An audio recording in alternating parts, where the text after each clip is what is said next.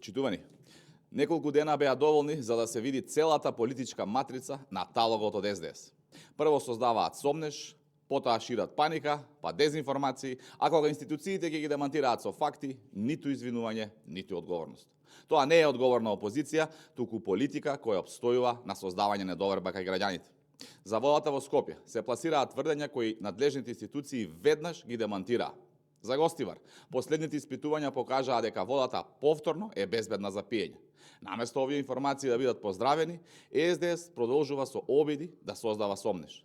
Прашањето е едноставно, а тоа е зошто на СДС му пречи кога институциите ќе покажат дека системот функционира и дека проблемот е решен.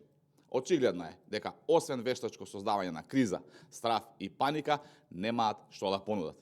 Додека Филипче одмора со Заев на јахтата во Паљури, неговите пајташи се обидуваат од секоја тема да создадат какафонија.